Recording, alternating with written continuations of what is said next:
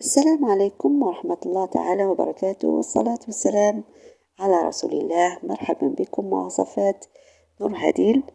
الوصفة تاعنا اليوم سهلة وخفيفة وظريفة، اللي هي طبيخة الباذنجان والفول. وصفة قديمة كانوا بكري يديروها أمهاتنا، يعني هذه حتعجب كل محبين الباذنجان.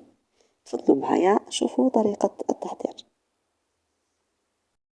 أنا في كسرونة حطيت كمية من الفول هذاك اليابس، كنت شمخته من قبل، كان عندي كمية منه في الكونجيلاتور، نحيت منه شوية وحطيته يغلي في الكسرونة حتى من يدخل الطياب تماما.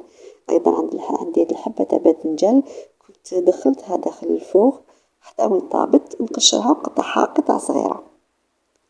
في المقلاة حطيت كمية من الزيت، حوالي 3 سنينات توم، خليتهم يتقلاو شوية ونضيف لهم هذيك الحبة باذنجان اللي كنت قطعتها قطع صغيرة كيما راكم تلاحظوا.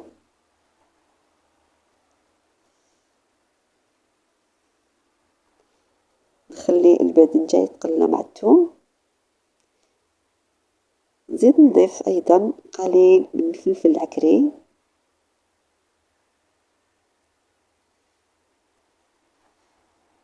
نحط كمية من الفلفل العكري، أيضا راس الحانوت.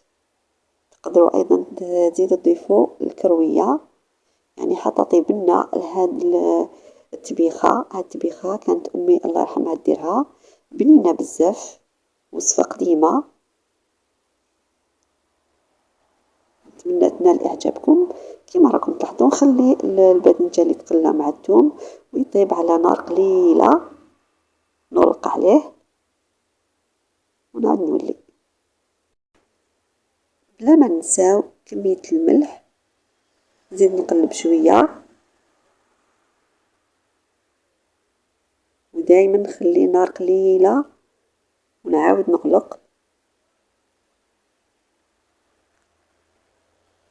هنا حنزيد كمية من الماء حتى وين يذوب كامل هذاك الباذنجان، يعني نحطو غير بشوية، كل ما يشوف الماء ولقينا الباذنجان مازال ما طابش نزيدو شوية حتى وين يطيح كامل يذوب، يعني هذاك الباذنجان يولي طايب كامل.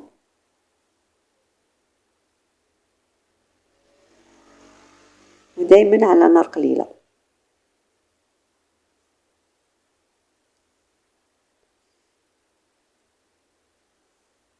بعد ما طاب أنا كنت غليت الفول، هذاك الفول كنت نحيت له هذاك الراس الكحل يجي من الفوق، غليته في الماء كيما لاحظتوا من قبل. بعد ما طاب تماما نضيفه مع الباذنجان 5 دقائق فقط وتكون الوصفة تاعنا جاهزة.